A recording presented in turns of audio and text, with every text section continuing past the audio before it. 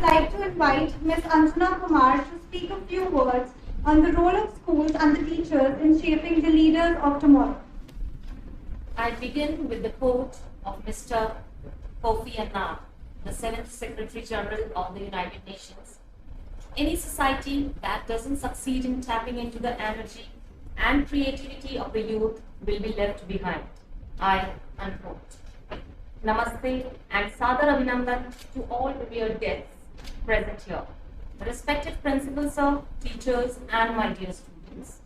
Being a teacher, what I feel, our students are not the leaders of tomorrow, they are the leaders of today.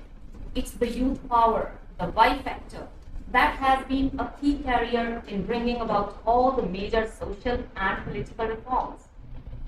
Our today's prestigious guests' strong conviction towards guiding children and directing them to a brighter side of life reminds us that schools have been shouldered upon with the great responsibility of channelizing the energy and creativity the young people have.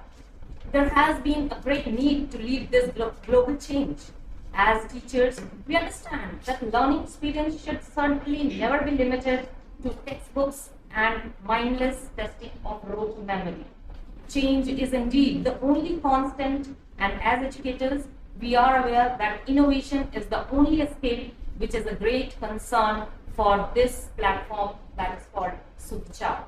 As a mentor, as a guide, as a facilitator, we try to tailor our lectures to where it best fits students according to their potential instead of just going through the rote learning.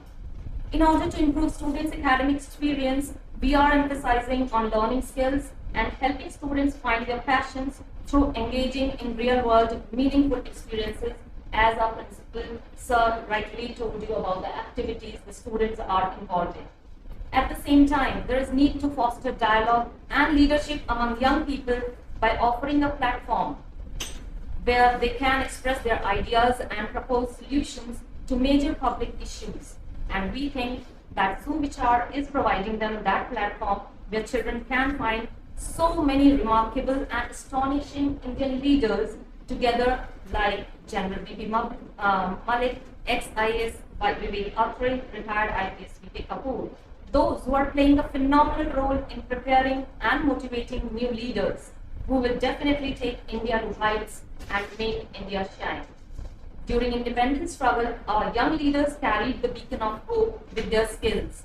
And at the same time, we cannot forget the courage and extraordinary skills of young Indian soldiers standing at the border in the odd conditions, facing the enemy and shielding our freedom. India could see a rise in this youth power during the outbreak of Corona, who worked together and came forward to take care of our fellow beings. They proved that leadership is not about commanding, but it is more about being the example. This is about the trust and the faith your team has in you. Now, I rest my speech with the gratitude for your effort of reaching the students and giving them the power to explore their skills. Our best of the best wishes are with you. Jen.